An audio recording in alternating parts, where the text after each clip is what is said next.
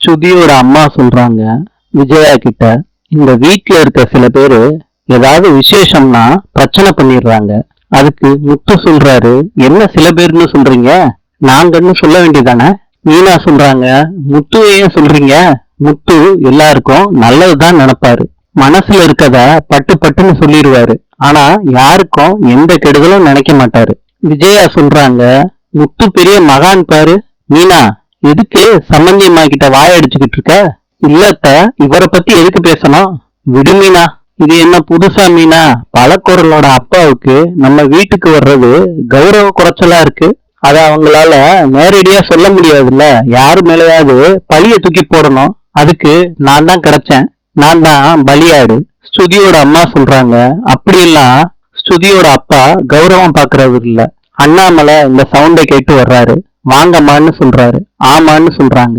சம்பந்தி வந்திருந்தா முத்து இந்த மாதிரி கேள்வி கேட்டிருக்க மாட்டான். ஒரு நாள் கூட கல்யாணம் ஆயிட்டு சம்பந்தி வரவே இல்ல.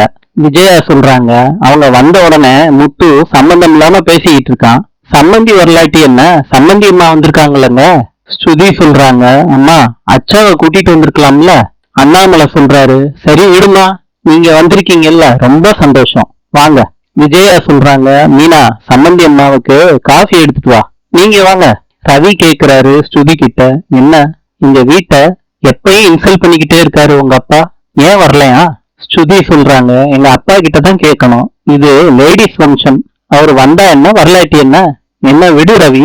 அண்ணாமலை உட்கார்ந்து பாக்குறாரு, எல்லாரும் கோலாட்டம் ஆடுறாங்க. இத மீனா வீடியோ எடுக்கிறாங்க போன்ல. ரோகிணி சொல்றாங்க, வித்யா மீனா கிட்டதான் போன் இருக்கு, எப்படியாவது வாங்கிரு. வித்யா மீனாவை பார்த்து கேக்குறாங்க, நீங்க போலையா டான்ஸ் ஆட, நீங்க போங்க, நான் கேமரா வச்சு நான் ஷூட் பண்ணிக்கிறேன் அப்படின்னு சொல்றாங்க. மீனாவும் டான்ஸ் ஆடுறாங்க. வித்யா அத கேமரால எடுக்கிறாங்க. வித்யா அப்படியே போன் எடுத்துக்கிட்டு போறாங்க. வித்யா பின்னாடியே ரோகிணியும் வர்றாங்க. வித்யா கிட்ட ரோகிணி போனை வாங்குறாங்க. வித்யா சொல்றாங்க, இத செய்யணுமா?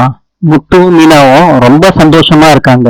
இப்ப இந்த வீடியோ வெளியே வந்துச்சுன்னா அவங்க ரொம்ப சேட் ஆயிருவாங்க, வேண்டாமே இதெல்லாம். வித்யா, அப்பனா ஏன் சந்தோஷம் போனா சரியாயிருமா? ரோகிணி, அதுக்கு வேற ஐடியா யோசிச்சுக்கலாம், இதை தவிர எனக்கு வேற எந்த வழியும் தெரியல வித்யா. அவங்க வீட்டுல மாட்டணும், அப்பதான் நான் தப்பிக்க முடியும். சிட்டியும் நான் சொன்னதை செய்வான், கையை எடுத்துட்டு வேற யாராவது வர்றாங்களான்னு பாரு. மீனா போறாங்க. முத்து எங்க போறேன்னு கேக்குறாங்க. நான் சாப்பிட ஏதாவது ரெடி பண்றேங்கன்னு சொல்றாங்க மீனா. முத்து சொல்றாரு, வா ஆடலாம், நான் தான் சொல்றேன்ல வான்னு கூப்பிடுறாங்க. மீனா வராம போறாங்க. கைய புடிச்சு முத்து இழுத்துட்டு வர்றாரு. முத்து கிட்ட இருந்து எப்படியோ தப்பிச்சு மீனா வர்றாங்க.